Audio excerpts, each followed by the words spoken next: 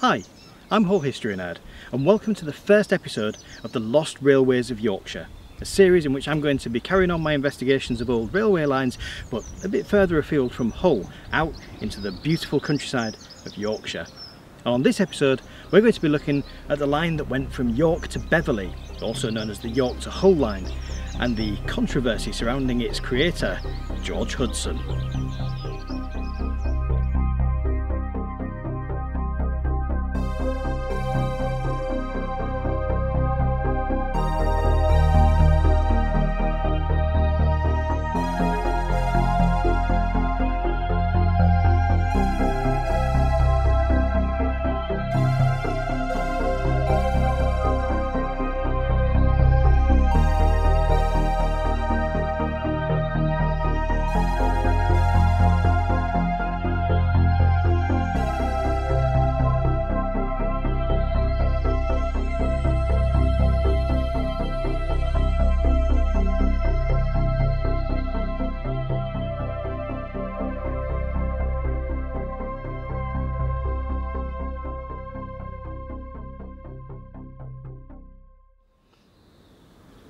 The history of this line is intertwined with the history of George Hudson, a man whose name you may be familiar with if you've seen my History of Hull Railways series.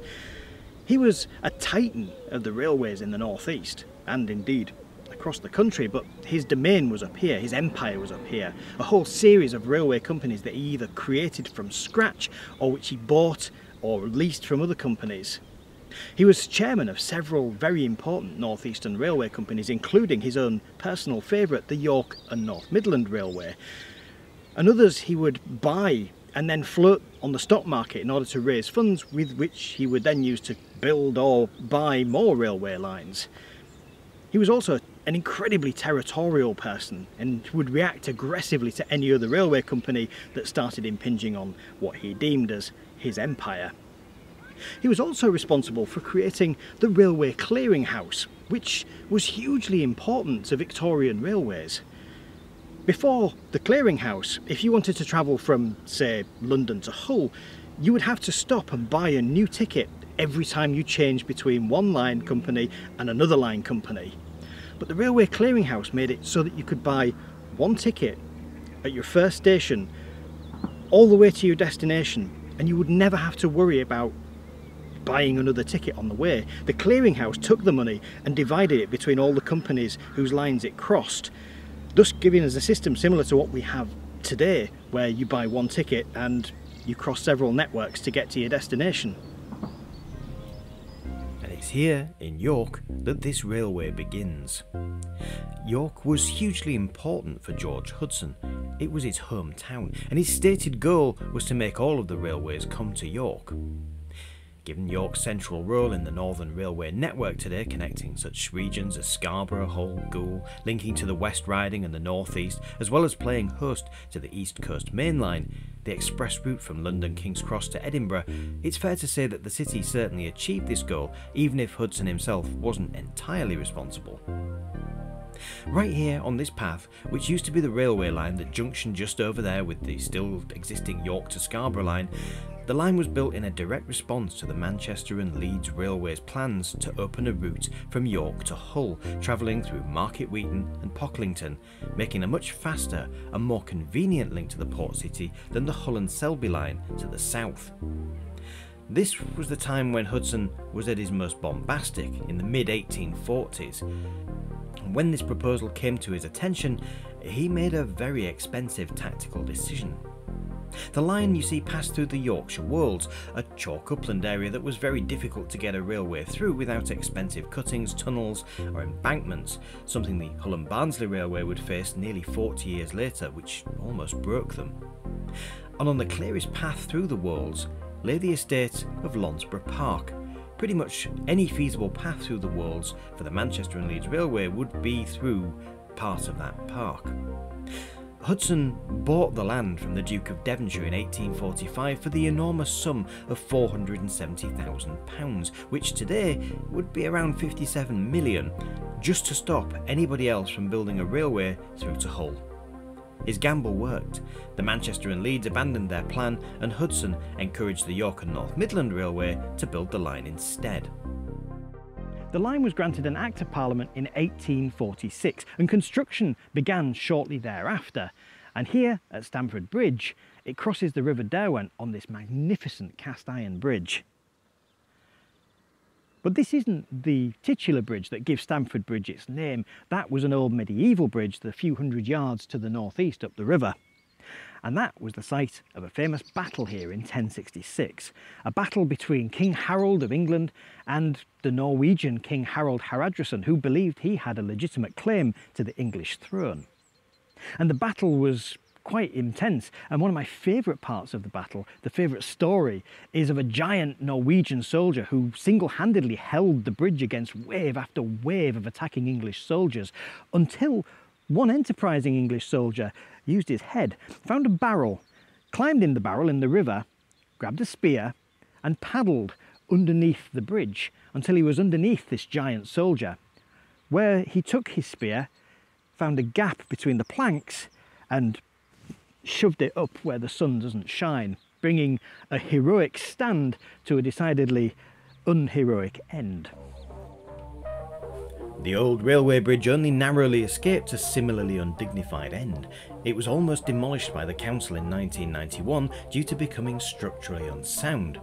However, after an outcry from locals and railway enthusiasts, the council instead repaired it instead of demolishing it, allowing many more generations to see the beauty that could come from the grim darkness of the Victorian industrial age.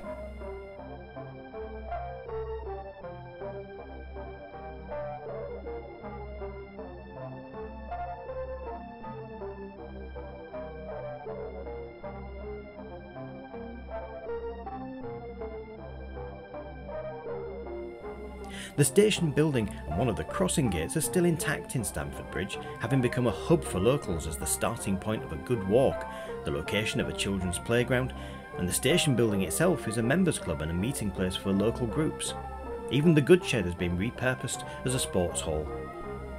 This is in stark contrast to the usual obliteration of railway infrastructure in many other places, and it makes a great place to visit in search of old railway lines. Much of the path of the line between York and Market Weighton is inaccessible today, but here and there, as at Stamford Bridge and here in Pocklington, we can still see patches of it. The beautiful station building here is still being used and still boasts these beautiful, unique air bricks, stylised with interlocking locomotive wheels. And the goods station is also in use by a local industrial company. The line was completed in 1847, but it only made it as far as Market Weighton. Events swirling around George Hudson meant that the company was suffering financial problems and so had to postpone the building of the rest of the route. They applied for an extension to the Act of 1846 that allowed them to keep open the option to finish it in the early 1850s, but by then it would be too late for the York and North Midland Railway and its chairman. So Hudson was a driven man. He was building railways at a furious rate, and if HS2 has taught us anything, it's that building mainline railways is horrifically expensive. And he was building not just one, but dozens. And not only building them, he was negotiating with other companies to build networks together. And a good example of this networking, as you might say, is the East Coast Main Line. That's largely the result of Hudson's ability to make people work together. By contrast with the West Coast Main Line, which is twisty and turny and goes up and down numerous hills, because it's basically a line stitched together from numbers of small independently built railway companies, the East Coast Main Line is long, it's straight, it's relatively unhilly, and that's why it's basically the high-speed route between London and Edinburgh, which is exactly what Hudson wanted. But there was a vanity to his projects too. The grandeur of Paragon Station and its attached hotel, which, due to the unfortunate timing of its building, became known as Hudson's Folly. Or his own personal station at Lonsborough Park on this very line here, where he had a station and then a carriage that would be waiting for him to drive him through a tree-lined avenue towards his park home. It was this pride, this territorialism, this vanity that would prove to be Hudson's undoing. All of that money had to come from somewhere, and in Hudson's case it came through some highly dubious means. Means that began to come to light in the mid-1840s, largely thanks to powerful figures who had been thwarted by Hudson in the past, such as the amazingly named Captain Laws of the Manchester and Leeds Railway, who does sound a little bit like a Marvel movie's B character, and the solicitor and politician George Lehman in York. They discovered that Hudson had been buying smaller railway companies and then selling shares in them at massively overestimated prices. In order to cover this fraud, he was then paying shareholders dividends out of his own pocket to make it look like the companies were profitable. He would then use the funds raised this way to build more railways and buy more small companies, and repeat the process. He was also guilty of selling land at massive profit to his own companies for railway building. It's fair to say that if you built an empire on fraud, probably the last person you'd want to make an enemy of would be a solicitor. Lehman and Hudson's other enemies savaged the railway king with increasing evidence of his wrongdoing. As the media and the law began to circle Hudson like vultures, his companies were also dragged into the spotlight, largely because he committed most of the fraud through them. By 1849, Lehman had replaced the disgraced Hudson as the chairman of the York, Newcastle and Berwick Railway, and the York and North Midland, his flagship company, had sputtered to a halt, able only to build the relatively short Victoria Dock branch line in Hull before completely running out of capital due to the fines they faced for their part in Hudson's many frauds. After the collapse of Hudson's vast empire, the companies that he used to commit his fraud were being penalised so heavily with fines that they were on the verge of collapse, and this posed a very serious problem for the government. The railways had, in only 20 years, become absolutely intertwined with the success of Britain and its industrialisation, and Hudson controlled almost a third of Britain's railways, much of it in the heavily industrialised northeast. If that carefully constructed network ground to a halt, it could have devastating economic consequences for the country. Much like the banks a century and a half later, Hudson's railway network had become too big to fail. An act was passed in 1854 to begin the amalgamation of these failing companies into one new giant network, the North Eastern Railway, or NER. As for Hudson himself, he was exempt for prosecution due to being a sitting MP, but he was hemorrhaging voters in the next two general elections, falling into drink and despair and finally losing his seat in 1859. This meant that he had to flee to Europe, living for a few years in a string of cheap and seedy hotels rather than face trial and prison. He didn't return to the country until Britain stopped jailing debtors, by which time he was a fairly frail figure. And although he still had a few friends in York who tried to help him clear his outstanding debts, he died shortly after returning to the country at the age of 71. But the end for Hudson didn't necessarily mean the end for this line. Because by the 1860s, the North Eastern Railway was starting to get a handle on its debts, and it was starting to consolidate a lot of assets that had come its way from other defunct railway companies such as the Hull and Hornsey and Hull and Holderness, which had had nothing to do with George Hudson. It was simply a steamroller absorbing like a snowball everything that it rolled over. And in the 1860s, they decided to start looking at expansion, aggressive expansion. And eyes were turned to this little underperforming railway line that linked York and Market Weighton. Because it had only come to Market Weighton, it had never fulfilled the potential that had been envisioned for it. Sure, there was agricultural traffic heading from Market Weighton into York and a few passengers going from York into Market Weighton to enjoy the countryside, but it was nothing like the commuter rush that would be seen if you linked, say, York and Hull, and nothing like the amount of freight that would be moving between a major port city and York. And so plans were begun to lay down the rest of George Hudson's original railway line between Market Weighton and Beverley, where it would link up with the Bridlington branch and head down into Hull. Unlike the older stretch of track, which was mostly a double line, the relatively low volume of travel at first dictated that this stretch was going to be a single track, apart from a small double stretch near Kipling Coates. Crossing the Wolds was not an easy task, and the track followed a stream bed which created its own engineering challenges as it was soft and boggy land. This task made the building work much longer than the original stretch had taken, but it was finally completed in May 1865. And over the following decades, as the success of the line became apparent, double track was eventually added all the way to Beverley. So eventually the line was completed all the way towards Beverley, just as Hudson had envisioned in his plans. And along the way, 2 new stations were opened, one at Kipling Coates further down the line towards Market Weighton, and here at Cherry Burton. And both of the station buildings here and there are still existing as private residences to this day, and the line itself runs past them as a cycle track, now oddly called the Hudson Way, which is ironic because this is the one stretch of the line that Hudson had nothing to do with.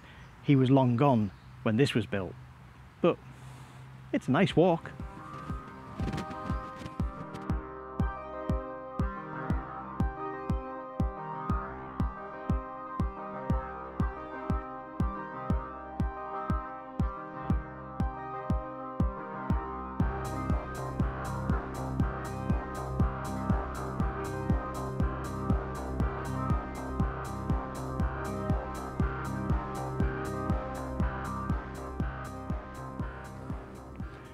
So fast forward 100 years and this line was profitable. In the 1960s it seemed like the sky was the limit. York and Hull thoroughly enjoyed the idea of having fast transport between the two, and this line was very, very heavily used. In fact, it was also targeted during the late 50s as one of the first lines in the country for modernisation. It was the first place in Britain to get one of the new lifting boom barriers at its level crossings rather than the old swing gates. Materials were piled high next to the track, ready for this vast programme of modernisation to begin. But almost as quickly as that work began, it stopped. The piles of materials next to the track were either left or mysteriously vanished in the middle of the night. In the background, a certain Dr. Beeching was making his report, and the hints behind the scenes were not favourable for this line, despite its profitability and its success. Not being a local man, Beeching didn't really consider the journey time. He just saw that people could get from Hull to York and vice versa by the Hull and Selby line. It took longer, yes, but they would still get there on the train. Sure, they'd maybe have to change at Selby or Doncaster, but oh well. Why have 2 railway lines that do the same thing? It's expensive. Let's close one of them. And so he did. And it's easy to hate Dr. Beeching for what he did. But let's not forget that Beeching himself was just a tool. And I know there are many people out there who are going to be quite happy thinking that Dr. Beeching was a tool. But he was a tool used by the Transport Minister of the day, a man called Ernest Marples. And you might think, well, as Transport Minister, surely that was his job to assess the railway lines. And yes, it was. But he was also quite a senior position in his family business. And that family business was road building. So no conflict of interest there at all. And if you're listening to that thinking, well, how could that possibly have been allowed? Well, welcome to politics. And of course, sad though it is that the line was closed, there is a kind of odd poetic irony that the line that was built from fraud was destroyed by corruption.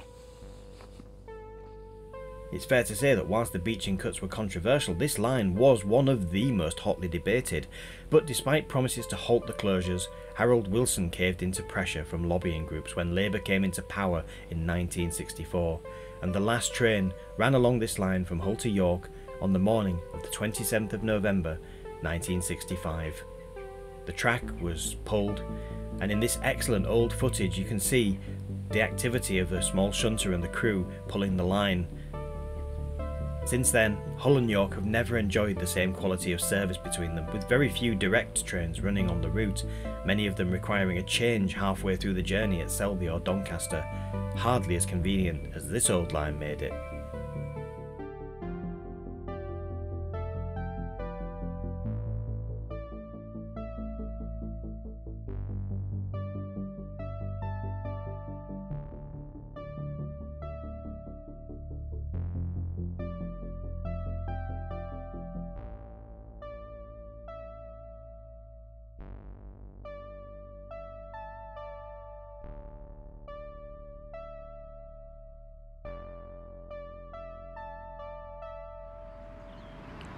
As we approach the end of the line here, just north of Beverley, where it used to join with the Hull to Bridlington branch, the controversy over the closure of this line still rages.